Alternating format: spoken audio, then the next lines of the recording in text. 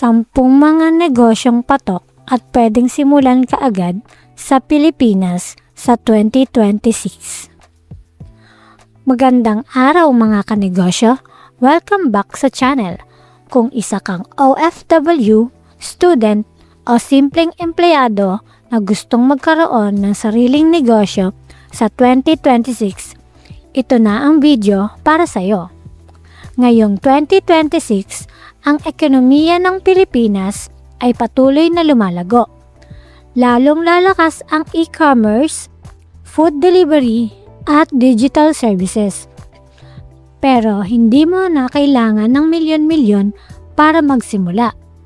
Sa video na to, ibabahagi ko sa inyo ang 10 mga negosyong patok na pwedeng simulan kaagad kahit maliit ang puhunan. Mula sa classic na sari-sari store hanggang sa trending online at services businesses. May estimated capital, potential profit, at practical tips para sa bawat isa. Kung bago ka pa lang, i-like at subscribe na para marami pang negosyo tips. Tara, simulan na natin. Number 10. Sari-sari store with digital twist. Ang walang kamatayang sari-sari store. Hanggang 2026, ito pa rin ang backbone ng komunidad. Pwede kang magsimula sa 20,000 to 50,000 pesos para sa initial stocks, canned goods, snacks, toiletries at load. Idagdag mo pa ang e-wallet loading, bill payments, at Grab, Shopee, Pickup Point para tumaas ang kita. Potential, 500 to 2,000 pesos araw-araw na kita, depende sa location. Tip, gamitin ang apps tulad ng grocery para mas madaling mag-restock ng mura. Patok sa barangay. Number 9.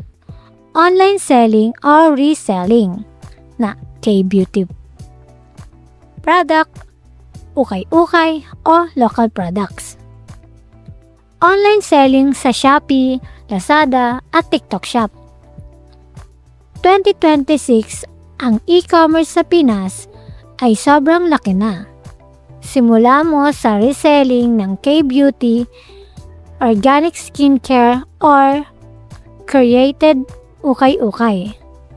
Capital, 5,000 to 20,000 pesos lang para sa unang stocks.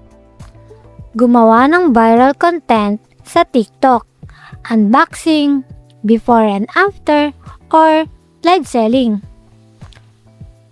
Potential profit margin, 30 to 50%. Maraming nagsisimula sa bahay lang at umaabot ng 6 figures monthly kapag consistent. Number 8. Food cart or street food. Fishball, kwek-kwek, o lutong bahay. Ang pagkain ay laging patok. Magsimula sa fishball, kwek-kwek, isaw, or mobile lugawan. Capital, 15,000 to 40,000 pesos para sa cart at ingredients. O kaya, lutong bahay subscription meals para sa busy personals.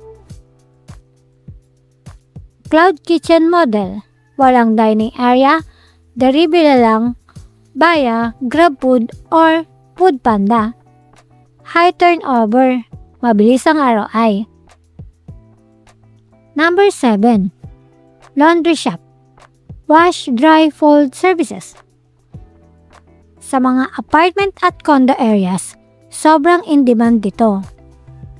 Bumili ng 2 hanggang 3 washing machines plus dryer. Capital, nasa 50,000 to 150,000 pesos, depende sa scale. Mag-offer ng wash, dry, and fold plus pick-up and delivery.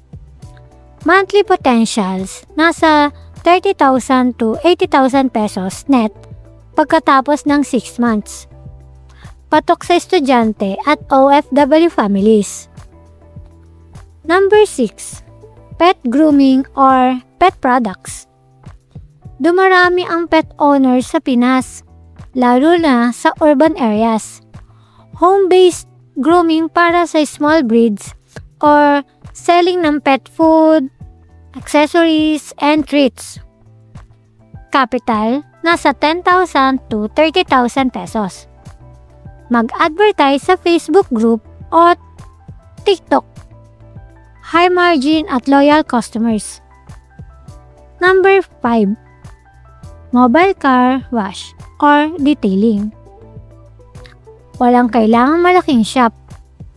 Gamit ang eco-friendly products at portable equipment, puntahan mo ang client sa bahay or office. Capital, 15,000 to 40,000 pesos. Ang demand ay mataas lalo na sa mayayaman na walang oras. Pwede kang mag-charge ng 300 pesos to 1,500 per car. Number 4. Digital services. Social media management or virtual assistant.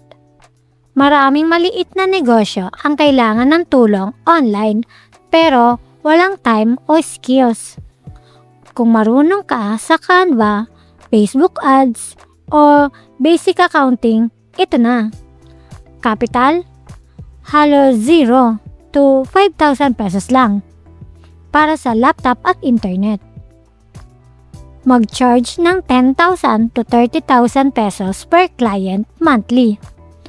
Pwede kang magkaroon ng 5 to 10 clients mula sa bahay.